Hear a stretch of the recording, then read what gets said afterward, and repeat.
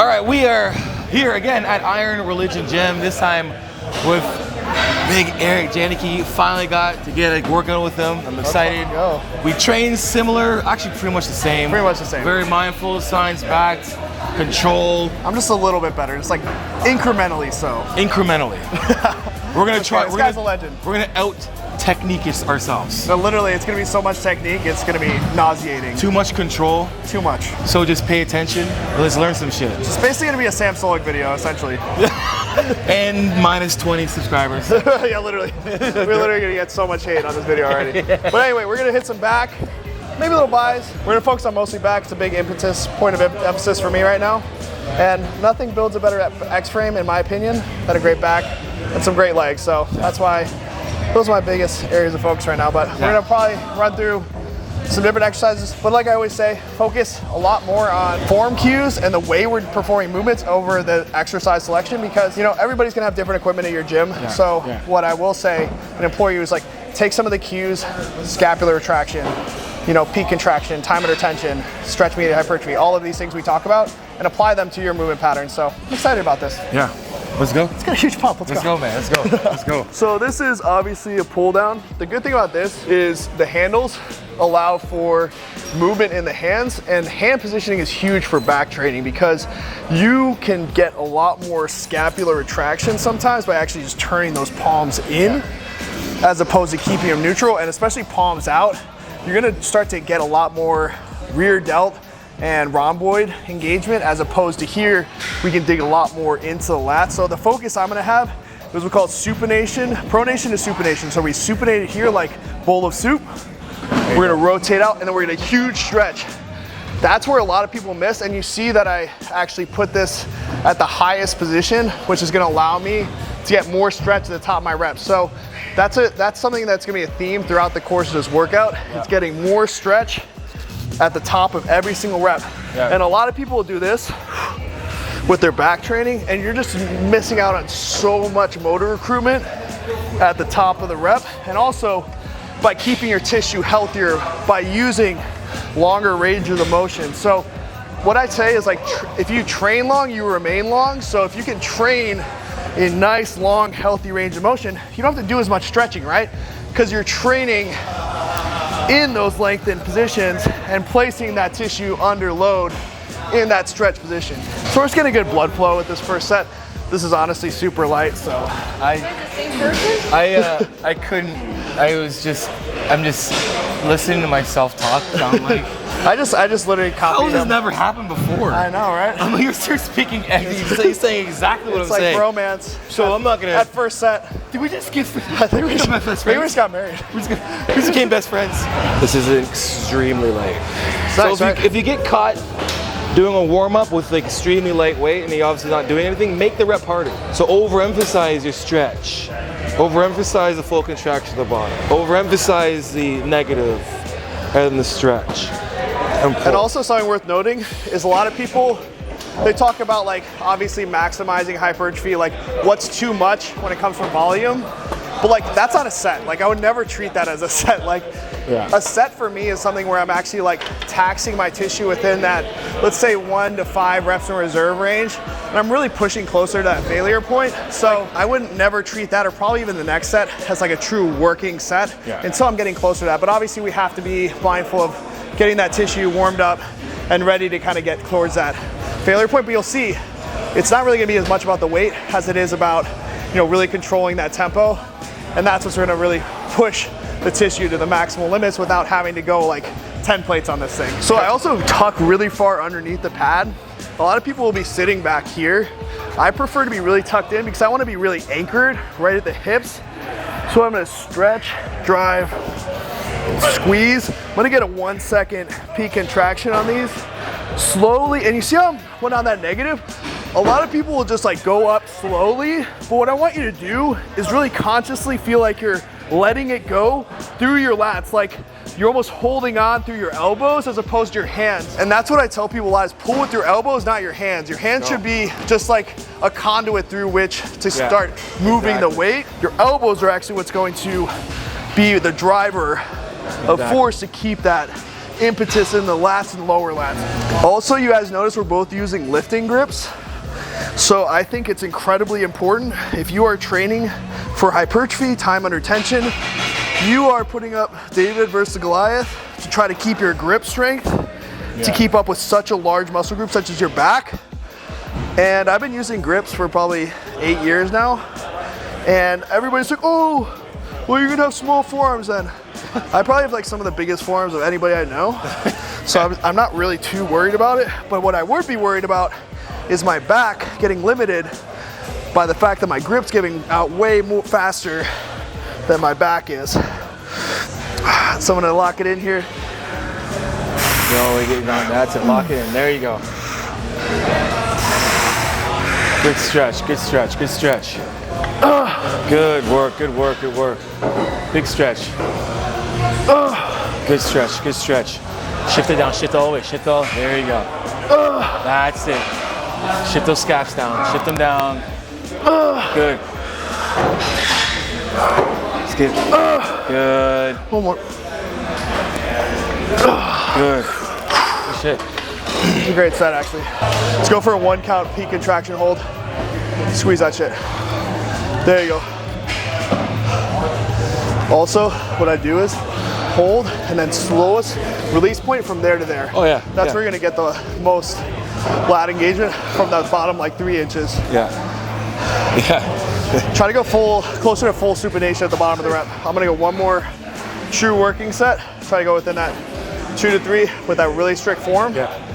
What I want to do on the last set is a little bit of pass failure reps. So what I like to do, it's something, especially towards my final sets, is hit my reps super strict for the first 8 to 10 reps, and then still with good form, but a little bit more body English, is rep through 5 to 10 slightly faster reps. So you created a ton of fatigue, what's called hypoxicity, in the tissue with those super slow controlled reps. A lot of mind-muscle connection. You've already built that up, and then to rip through some, basically it's almost like a mechanical drop set in the sense of you're changing your form. So maybe you can't do any more with a hold and a negative, but you use a little momentum and you can get 5 to 10 extra reps at the end of the set. So I'll show you guys what that looks like. We didn't actually even do that this set. We literally train the same way. And knowing when to put in those like cheat reps, it's just caused a little bit of momentum to help so we can get the full range of motion. So the cheat rep isn't to just get extra reps, it's to continue to get that full range of motion. So we have those uncontrollable variables. So the controllable variables we want to have in every set. Our tempo, our form, the range of motion, right? And then obviously effort. Drive those elbows down, drive right down, drive right down. Come on, I got you. Drive right down. There you go, good. One more tempo, I'm gonna send it. You got it. Good. Come on, drive. Good, drive. Good, good, good. So I think this is like the perfect, where like scientific training beats effort-based training, because that shit sucked, but it also was within reason of actually controlling the weight. So you saw I used some basically intensity techniques, what it's called, to induce more hypertrophy, but it was within reason of knowing I'm not gonna get hurt. I did my control reps, I had that really good blood flow, mind muscle connection, that I drove through those extra reps to just really dig through that intensity, because you need to train with intensity. If you're training with just science, you're like, oh, here I go, and perfect scapular retraction, and now you got 5 pounds in your hand, like, it's not gonna work. So at the end of the day, you still need to train hard, but you can do it smart at the same time. And again, like when you're watching him do his sets, like anyone, if you come into the video and you're watching half the video and you see that last in the rep, you're not realizing that the speed of the rep he was doing is still under control. Right, it's the difference between doing a, just throwing a haymaker or a proper cross. Right, they're both fast, but one's under control and one isn't. Right, so when you're doing these, don't attempt things like this until you can control the weight to begin with. Don't start off the way you did, because this is not going to elicit anything really, but just, some hypertrophy, but you'll pull something eventually. Build up from the bottom, making sure you can control everything first, and then we can throw that body English in there when you can control your body, or have a better awareness of where you're at in your body, right? So you see too, how he gets that nice forward lean at the top of the rep, and then digs down and back a little bit. And what that allows you to do is drop the shoulder down and in and really retract your scapula and get really, really good contraction through your lat. Because if you're straight up and you don't lean back and you're here, you're gonna shrug the shoulders, you're gonna go all in your front delt and into your bicep. So he's doing a great job. Let's go like 1 or 2 more tempo, and then you're gonna send it. So my ascent's gonna be a little more control still, but I'm gonna use a lot of momentum from my hips. Yep. So just to fling it down and control it up.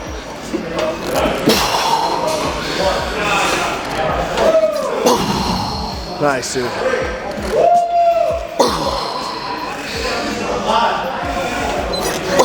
Yeah, baby.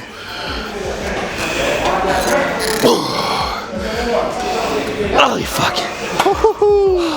We're very similar training, and we have our similar techniques in terms of like going outside of the, you know, technical control, but it still has intention. I think you have to understand that when we go in the gym, we have intention of exactly what we're doing, not just like kind of winging it. Most of years of built up understanding of screwing up, fixing those screws up, and then being able to optimize our own training to help you guys train that much better. So you see how after my set, out of breath, after his set, out of breath. By training like this, you're increasing your aerobic capacity. You're actually increasing your cardiovascular health, because when you train for such long sets, you have to inevitably use a lot more oxygen to try to get through those. You get more taxed. And so that's why I really don't do that much cardio in the off season. And my blood pressure is still great. My resting heart rate is super low. Because especially now, imagine this, but for legs, like twice a week, I literally will have, when I finish my leg work, it'll say I'm like 90, 100 minutes in the zone, like 130 beats per minute and up, just from training like this. So it's definitely a great way to work out. Obviously to keep yourself healthy, but long-term aerobically healthy as well. Exactly, All right, last set, we're gonna do a drop set. So just another intensity technique. I'm sure you guys are familiar with this one. So essentially, as I get pretty close to failure, I'm just gonna have them drop a plate off as I go, and I'm just gonna keep repping without really stopping that much. So I'm gonna let them take it off when I get there and keep going. It's another way to keep digging and get as much hypertrophy as possible. Remember, your body doesn't know the difference between you actually getting a drop set or not. What it knows is force. While you get to those failing reps and you can't go any more than you drop the set, your body's still going through the motion of the retraction of the scapula, the extension of the shoulder. It's doing the same thing. It doesn't really realize that you're pulling up weight. So doing this type of a drop set is one of my favorites, because we're not necessarily arresting anything. More so just like decreasing the weight so it can continue to keep pushing harder and harder and harder. Let's go, Eric, come on. Good stretch. Look at Eric stretching his back. Let's take it. Absolutely stretch, good. Go ahead. Let me know every time. I'll go top, bottom, top, bottom. Come on, come on. Drive through. Good shit, come on. Drive through, let's go. Come on. Good, come on. 2 more. Good. Good. All right. That's it, let's go, let's go. Come on. That's it, Eric, come on. Good shit. Drive. Good drive. Let's go. Come on. Pull. All right. Take it. Put. Come on. Come on. 2 more. I'm done. Good. Come more. Pull. Oh, good fuck. shit. Oh, fuck me. That's cardio. Oh. That's cardio. Oh, dude. That lat pump is You're gonna be an asshole and do one of these after. High five. Yeah, I know. Good shit.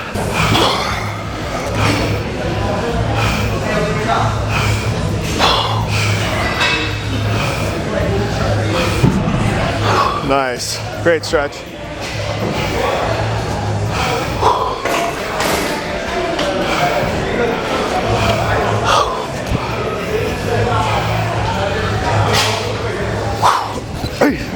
Yeah, baby. Fucking solid.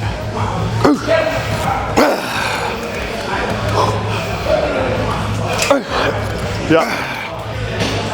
One more and plate off. One more. You got it. Yeah. Good.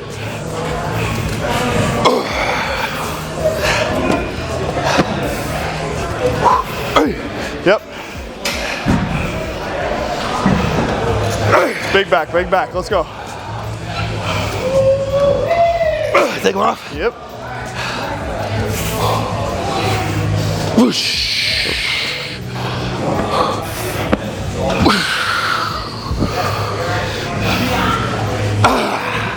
Yep. One. Got it. Let's go.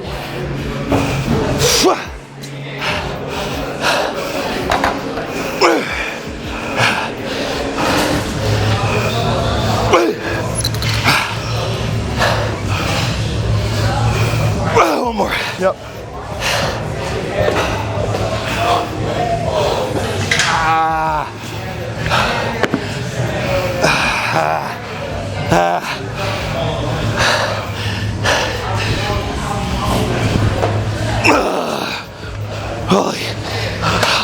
But yeah, I mean, that's like the penultimate example of obviously training with intensity without having to train like an idiot, you know what I mean? Yeah. Because like you said, your body doesn't know how many plates are on there. What it knows is obviously levels of exhaustion, levels of stimuli, and stimulus is the king of hypertrophy. So if you can apply stimulus under force with intensity, with good technique, game over. You're gonna grow every day of the week. Yeah, and I say it all the same time. It's finding that balance of taking your set for as long as you can with a load that will continuously challenge you. No point doing a 60-second set with 30% of a load of anything. So you're trying to find a weight that you can use that's going to tax you for the longest period of time. Oh my God, you know what? Ooh, it taxes me, it kills me. The whole it's like either reps or weight. Like that's the only thing people talk about. How many reps are you doing? Oh, you do a lot of volume? We must do like 30 to 50 reps. It's like, no, there's other factors, other variables. How fast are you doing your reps? What is your time under tension? What's your range of motion? What's your rest time? Are you doing drop sets? Are you using other intensity techniques? It's not as simple as what is the weight you're using or how many reps are you doing? Yeah. The argument is so much more immense, but I think we like to oversimplify things as humans just to compartmentalize in our brains. But at the end of the day, start educating yourself on how to increase the intensity of your workouts without just thinking about how much weight you're lifting, how many reps you're doing. So there's so much more that goes into it. Exactly. So we're gonna do this kind of, I've never used this machine before, but I do like kind of variants where, first of all, I like trying different machines because I find it very fun. It's like kid in a candy store. But what we're gonna do is feet up higher on this. So this has higher foot plates, and what that does is it allows you to anchor and get better leverage and not have to use as much of your lower back, so we can really focus on those lats. So what we're gonna do is really stretch like we were doing over there. We're gonna pull those shoulders down in and pull right below your sternum. So the reason that we're not pulling so high is because it's gonna all go in your upper back. We always wanna drop the shoulders. So if you ever feel your shoulders shrugging, it's not a terrible way to pull because you're inevitably gonna be pulling with your back. You're gonna get a lot more medial, rear delt, you're gonna get a lot more traps, a lot more rhomboid, where most people don't lack in those areas. Where they lack is usually lats and mid-back development. So what we're gonna do is pull nice and low, squeeze in, get a super nice stretch, retract those scap and squeeze in. We're using a mag grip here, so it's a kind of supinated position. So like we remember, supinated is palms up, which is gonna help us really keep that contraction in and stretch in the lats.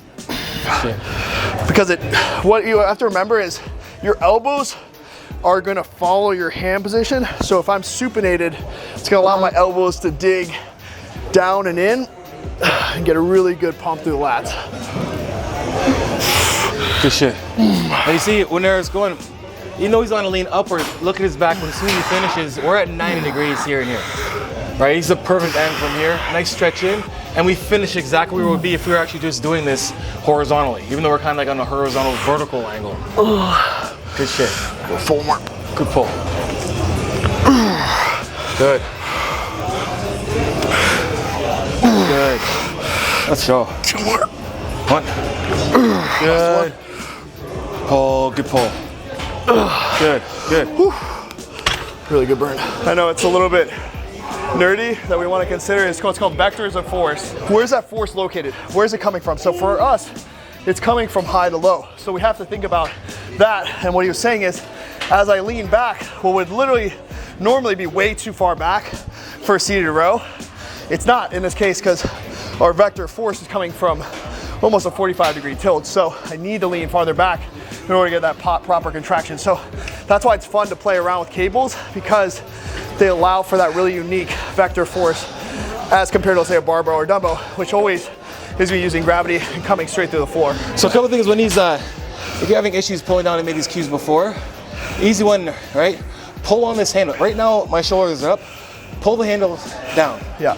Just shift down right away. And I think I always like to say, cue your elbows. So push your elbows to the floor. So when I pull, they're just gonna stay down the entire time instead of being here and then riding up. Yeah. So you wanna push the elbows down right away and leave that there and pull. And then you can almost over-exaggerate that curve.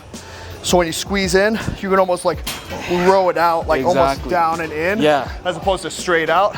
Because that's gonna keep cueing you to keeping those shoulders down and keeping the contraction in the lats. Everything is very elongated. When you train in these modalities, you're obviously gonna keep the tissue so much healthier because it's used to be in those stretch positions. A lot of the reason that people get injured when they lift and they go play flag football is not because they maybe normally get injured or because they're so quote unquote muscle bound. I love that one. So muscle bound, bro. Well, obviously, if you're training in these shortened modalities, your muscles or those sarcomeres are gonna get shortened. So when you go and play flag football and you stretch a little bit past those normal length of positions, you're gonna tear your muscle, you're gonna get injured. So this, and I'm gonna knock on wood or something. I haven't got injured training or otherwise in the last 8 years plus since I started training like this, because I think even at this size, it's due to the fact that I'm training in these lengthened positions and putting that tissue under load in the stretch position. Exactly. And that's the issue when people get injured. Let's say you see a lot of chest movements. Everyone's range, they're getting so strong within that shorter range that when they go a little bit further past the range and they go back to contraction, you get a popped chest, pop bicep. A lot of times, most people aren't running through the full range of motion. Let the muscle stretch, strengthen it from its peak contraction, its peak elongated position, and then you get that muscle that much stronger. So, like it's like injury-wise. And I get it, you guys are probably young watching this video, you guys probably don't even care about getting injured, but if you do care about probably getting bigger, right? And so there is something called stretch-mediated hypertrophy. So a lot more research being done about putting that tissue under load in the stretch position is actually going to induce as much, if not more, hypertrophy than in the contracted position, which might seem crazy, but that's why you see me milk that stretch. What that's going to do is actually lengthen this time that I'm putting that tissue under load in the lengthened position, which is going to induce more hypertrophy. So that would be something I implore you guys to do, is especially for back, quads has been proven a lot, calves, chest, and the pec minor. If you can pause in that stretch position, you're going to get a lot more growth than if you were not to do that and you were to train those shortened positions. So even if you don't care about getting hurt, if you want to grow more, this is going to help you a ton. Even with these grips, my forearms are literally on fire. Just because you're still holding on. 100%. You're not, it's not completely taking the impetus out of your hands, but it's just doing enough that it doesn't hold you back quite as much. Like my forearm is still burning. So you're still gonna grow your forearms when you're training like this, even with grips. And that's why the forearm pump is gnarly right now. But yeah, I think it's definitely would behoove all of you who wanna grow your back. Invest in some grips. He has the Versas. I've got the Cobras. Honestly, I've used both. I prefer the Cobras because, like you can see, they go a little higher up on your hand as compared to the, so if you have a little slightly bigger hands or bigger palms, the Cobra grips I think are a little better, but you're not gonna lose either way. The cool thing here when you look at like full range of motion,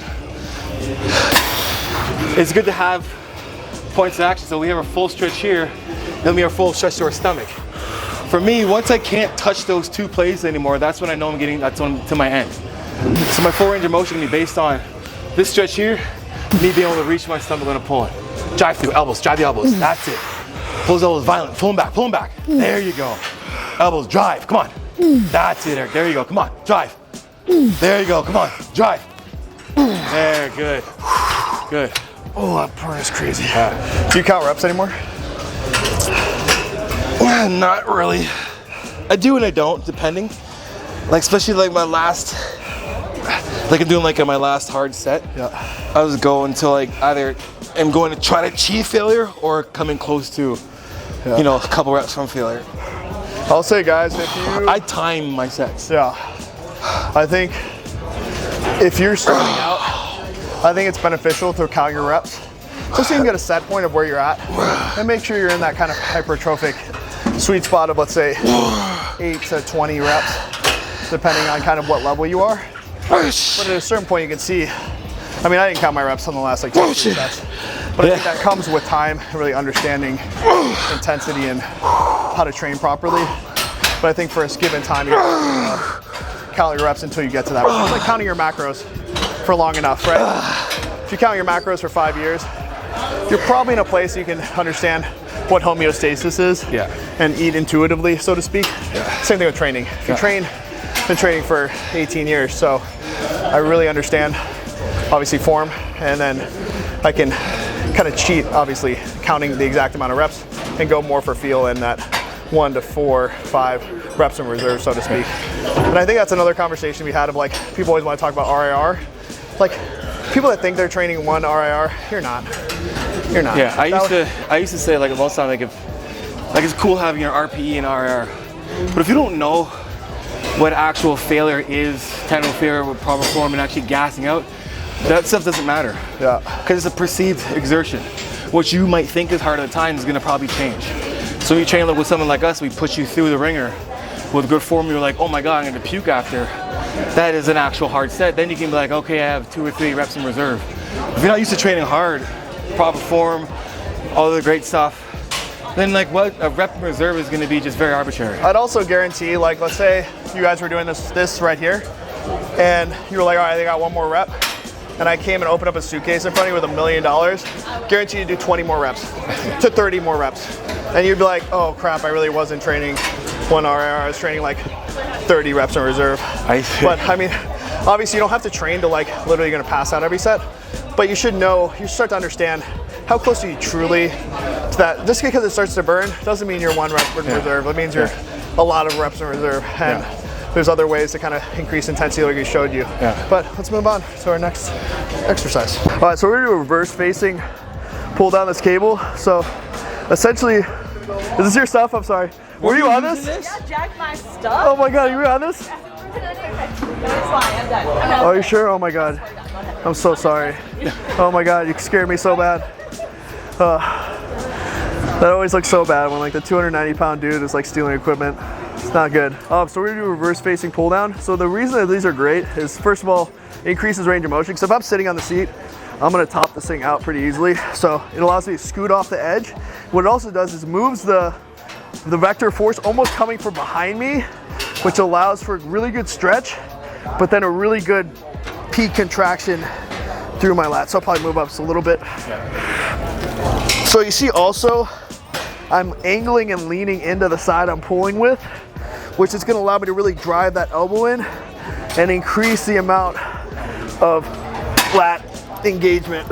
So leaning into that side that I'm pulling with, which allows me to almost roll that shoulder over it, create better leverage and better peak contraction. I have not done these before, but I'm up for trying it.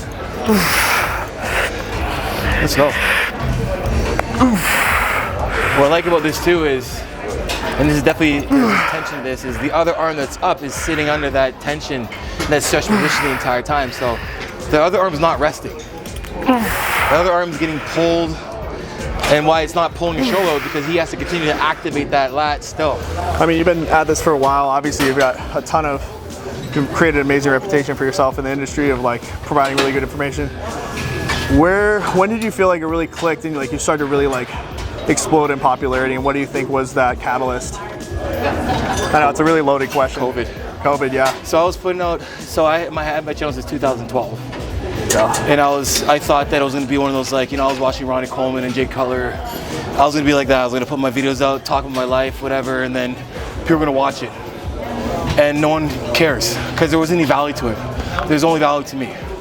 So when COVID happened, everyone was locked in, watching whatever. It was like, right away, everyone's like, I need an at-home program, I need this. But then at the same time, getting questions like, how do you do this, how do you do this? So it was like, People need to know how to do things. They don't want to just watch you do things, they want to know how you're doing it. Yeah. So all my content switched out to teach people how to do things from the very basics. And when I thought was basic at the beginning, when I first started the incline, I have a consultant that's like not in the space, and he's like, Johnny, that's not basic.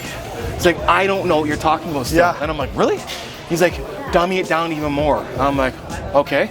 I was telling like, grab a dumbbell in the middle of the fucking, grab a dumbbell right in the middle. And people are like, oh, I didn't think about that. And I'm just like, there's a ton of content that we can do that huge. people are just missing. Because you can teach somebody how to pull a fucking, you can teach someone how to do this exercise. But if you tell them how to do it from the floor up, there's like 15 cues that someone would probably need. Maybe they can use two of them that can actually get them tapped into how to do the actual exercise. Yeah. So that's when it came out. It was like giving people actually value instead of just showing people stuff that I want to see. It makes things for, I make content for the consumer to get better. YouTube's a do-it-yourself video, directory basically.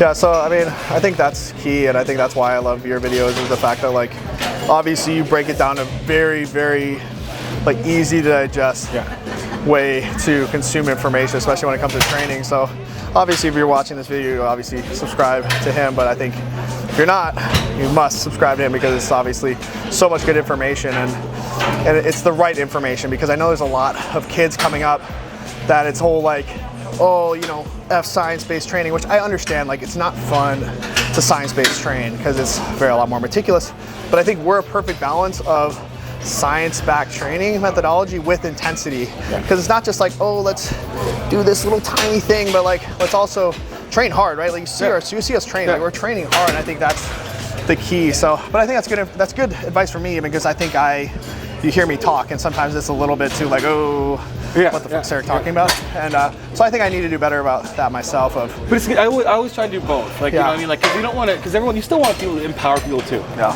So you can keep things simplistic, which is fine. But like, let's like, if by now people probably know what hypertrophy is. Yeah. Right? If we were talking about hypertrophy the entire time, which I used to, you're like, oh, what are you talking about? And then you break down hypertrophy and like, okay, now I know what it is. That's funny, because I think people think they know what hypertrophy is. Oh. It's like when you ask people like, oh, what's the definition of this? They're like, oh crap, I really don't know what that actually is. You train for strength or hypertrophy.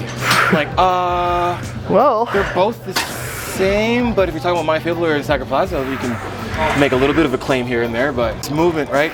It's not a pulling straight down thing. That elbow is going in the longest route on the way down. It's not just pulling down, he's coming out and down and then going back up. It's almost like he's pushing his elbow away from his body, not just pulling it down in front of him. Good shit, Eric, come on. Come on. Good shit, let's go. A lot of times the path of least resistance in training is a lot of times not the best, so this is harder, but it allows me to use less weight and get better engagement where I'm trying to target. Good shit, let's go. Come on, drive, drive, drive, good. Good. Good, Eric. Oh yeah. Come on. Good. Good. Oh, I just know the pain right now. I know it. Let's go. That's it. Come on. Drive, drive, drive. Good shit. Let's go. Come on. Good drive. Oh, fuck. Yeah, yeah. Good shit. What's good too is like when at the end of the set, like you're getting full range of motion the entire set. Maybe like 3 or 4 we're getting 75% of that range. But the important part is that biggest part of the range we want to get, that's where the stress is staying on. So all he's pulling down, we're not gonna try and just with that. We're going here, right? If he's not coming, first it's coming all the way down. Then the last maybe 3, they're only coming here, but the emphasis is still stretch. If you're gonna do a partial, this is where you wanna do it. Up here, not down there, right? So, one of the biggest things I teach people is to match the angle of that vector of force. So, if that's coming from there, in order to increase that mechanical tension on the lat, I don't wanna be upright completely, because what that's gonna do is turn into a tricep and rear delt movement. If I'm here, I'll get some lats inevitably, but I'm gonna be pulling more back than I am gonna be pulling through. So if I'm pulling back, I'm gonna engage a lot of rear delts and triceps and make it more like a push down. Whereas I'm here, I'm matching that vector of force. I'm getting mechanical leverage over the weight. When I tell people staying on top of the weight, this is what I'm talking about. So I'm gonna dig in, squeeze. So you still see I pop the chest up without standing upright. So there's a difference between erecting the chest here and standing all the way up. See the difference? That's here versus here. So that's gonna keep the impetus in my lats. Really good stretch, drive, squeeze through. And you see how I release it through the lats, consciously holding onto the tension from here all the way up through the lats. Over stretch, stretch more, stretch, stretch, stretch, stretch, stretch. But don't rush the stretch, slow. Find that stretch in the lats. Keep the elbows up, reach, stretch. Feel that shit? Now dig. Good, squeeze, slow. Open, open, open, open, open, open, drive. Beautiful, let's go, slow. Don't rush that shit. Stretch, drive. Slow, slow, open, open, open, more, more, more, more. There it is. Now you're working. Good, now speed them up. Don't stop, get it back. Speed them up, go. Don't stop, go, 1, more, 2, more, 4 more, 3 more, 2 more, 1 more. That's a fucking set. Attaboy. Hell yeah. When I see guys like Eric, like Nick Walker, like, you know, James Hong, these are bigger bodybuilders, take a heavy load for a long duration with good form and extremely unbelievable body awareness. And that's the only way you can do this, is by teaching yourself, training your body to adapting to that type of environment. Your body is only going to adapt to the environment you put it in. So if you consistently put your body in an environment where it's being challenged for a long duration, under a load substantial enough to continue to make you work but still be able to have good form, you're just going to get stronger on a bigger arch, and you're just dominate every time you train. That's it. I'm gonna try to finish with one of my more compound pulls. So I don't know quite what we're gonna do yet, but the reason I do that is because instead of starting with my heaviest compound exercise, for hypertrophy reasons, I actually want to tax my body, get pretty close to exhaustion before doing my heaviest compound. So my heaviest compound is where it's my highest risk of injury, right? Because obviously the load's the greatest. If I'm doing it at the beginning of the workout, I'm gonna be the coldest. So I know a lot of people are like, oh, start with your heavy row, or, you know, heavy deficit row or T-bar row. But I like to finish with one of my heavier rowing movements because I'm so taxed that I only have to do maybe 60 to 70% of the weight. My body's really warmed up, and I get to mentally know, push through 2 to 3 hard sets, and the workout is over. So I think that's, if you're trying to train for hypertrophy, start to maybe adopt that a little bit more of, maybe get out of the mindset of like, oh, I need to start with my heaviest squats. Maybe put your squats at the end of the workout with a 4-second eccentric. You might have to use half the amount of weight that you were doing before, because you've already pre-exhausted with some of these other exercises that are a lot safer and get your body in a really efficacious position to perform those more compound movements. Last movement, as promised, we're gonna do deficit row. So this is just a feeler set. I'll probably just do 2 like full working sets, but as you can see, I'm on 2 full plates. So that's gonna allow me for more range of motion, more stretch at the bottom of the rep, which is gonna allow me for better tension through the full back, and also allows me to go a little less in the weight because I can use more range of motion. So twist it off. What I want to do is leverage my body weight back, and then what I want to do is stretch, and then I'm going to row forward and tuck into basically my abdomen. So I'm going to rock the body back, really good stretch, in and squeeze.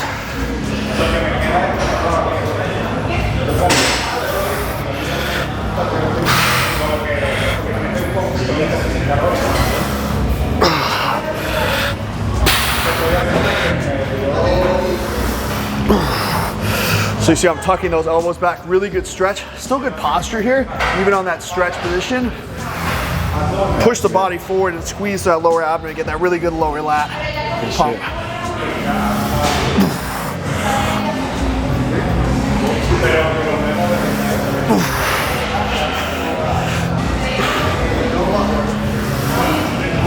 Let's go. Let's go. Come on. 2. Let's go. Good shit, Eric.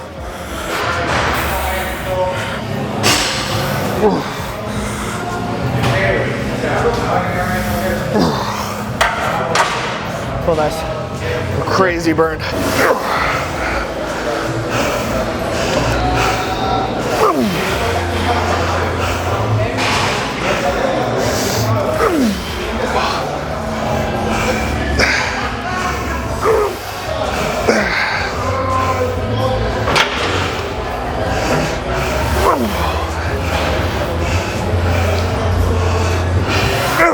Nice, man. These are perfect. Big pump. Yeah.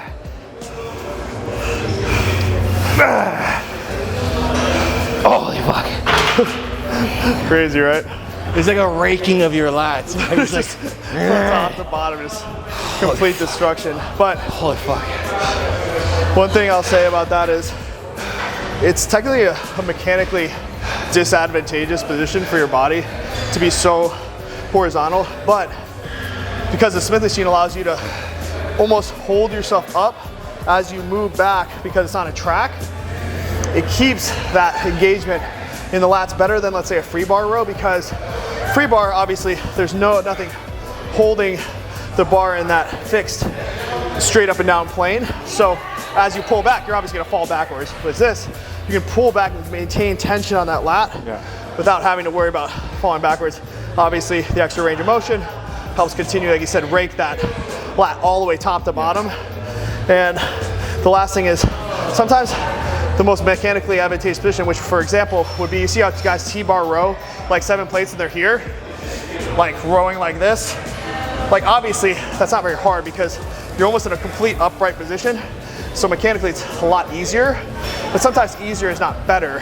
So if you were to go here, go up on 4 boxes under each foot and T-bar row like this, I guarantee you're not gonna be doing 7, 8 plates, you're probably doing 2. And it's just as hard. So the amount of weight lifted isn't equating to mechanical tension placed on the tissue. So don't just think you're moving 7 plates, you might actually be doing much for your back itself. You might be doing a shit ton for your grip and your traps, but that's not really what makes very aesthetic physique.